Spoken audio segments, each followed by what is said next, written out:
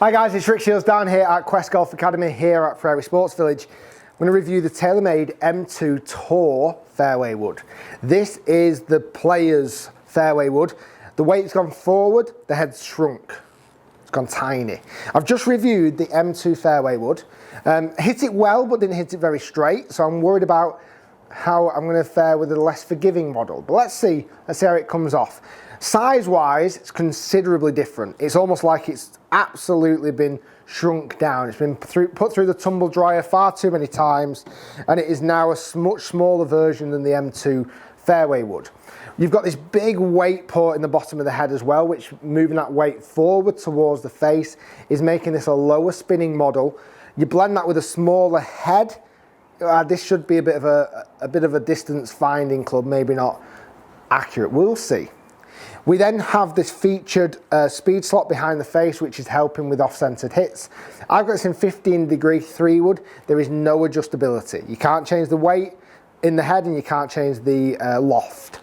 When I look back down on top of the head, we still see the white and carbon back. It's just a much smaller version.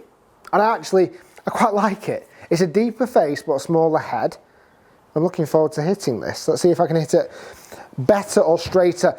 At the end of this review, I'm going to compare the numbers to the M2 fairway wood, the original one. Not the original, that was last year's. 2017 M2 fairway wood. It does sort of sit smaller. It's so much. Yeah, the whole back edge of that club has been taken off completely.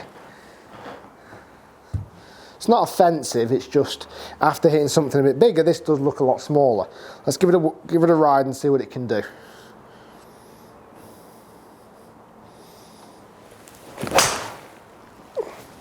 That came out good. That came out real good. Wow. Through that green at 275. God, I like that. That carried 265 for 284. Bear in mind, this is the same club as the M2, just a tour version. Came out like a bullet. 2,500 spin, 155 ball speed again, very fast ball speed. I think that's too long for my 275 green now. Let's go again. That felt so good off the head. Real solid hit.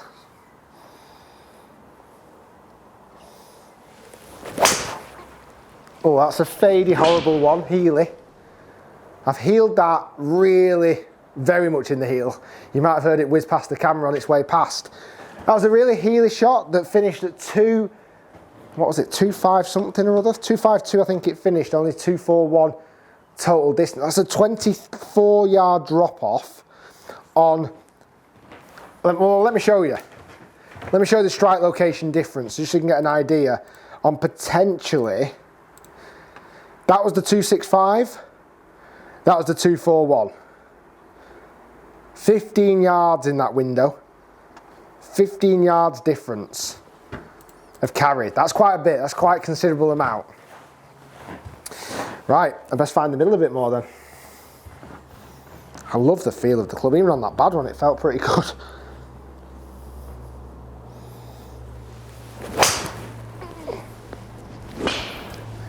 Love it.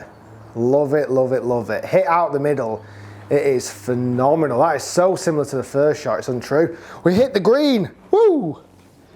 Only took however many shots. We hit the green. That felt really good off the head.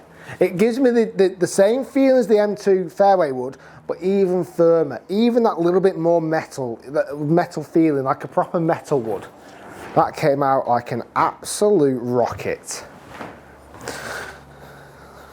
I think off-centered hit's going to punish you, but when you find the middle, it's going to go further than the M2.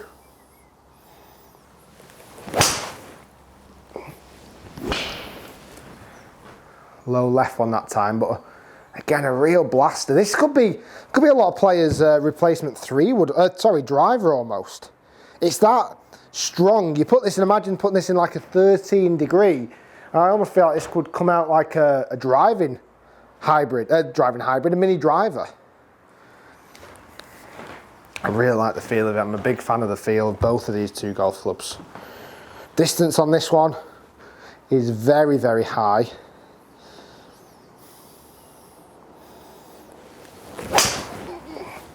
But I think when you don't hit it, it's going to keep getting punished and punished. That's 2 bad hits I've got off the club there now.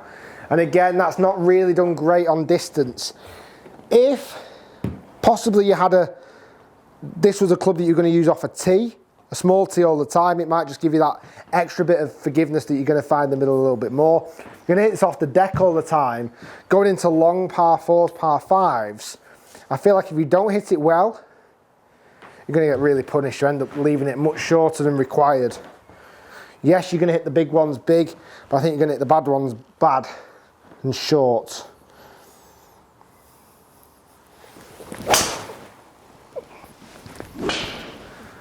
When you button it, it does feel great. I'm getting a bit drawy on those ones now.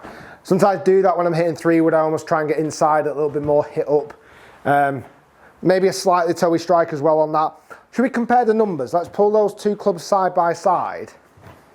And let's pull up some numbers. I really enjoyed hitting that. I really enjoyed striking those shots. Compare, select club, compare. So here's some data on the 2 clubs side by side. Quite interesting readings. They were all the shots that I've hit. Very interesting readings, because what we see here is the M2 Tour, to be the blue line, considerably lower flighted shot with lower spin. It's given an average of 257 carry, but that was leaving all of the shots in there. You saw the good ones get up there at like 260 odd carry, and the bad one down there at 241. So it's given an average of 257, even though I probably think more like the realistic good shot average is going to be nearer to 263. Ball speed is very hot, 157.6. It's super fast ball speed. And spin rate at 2,800. That is honestly a lot of players' driving stats with this club, i.e. the ball speed, the spin rate, the launch angle, not launch angle, sorry, because that's off the deck and it is quite low, but the distance, the ball speed and the spin rate, very much like a lot of players' driver distances. You compare that to M2 fairway wood, we're getting similar ball speeds, which is pretty impressive, higher spin, higher loft, higher launch, and not quite as much distance, but potentially what you sacrifice in distance, you get back to get rewarded in forgiveness. This M2 Tour not hitting the middle is a punishing stick. What we're going to find with the M2, you're going to get forgiveness, but potentially not as much distance. So what you sacrifice in distance, I think it's going to reward you in forgiveness. Where the M2 Tour, where you're going to get lots of distance, and I honestly do think it's going to hit it a long way for a lot of players, I do think you sacrifice forgiveness level. Size of the head, weight further forward, lower spin. If you're using this instead of a driver, brilliant, perfect for that.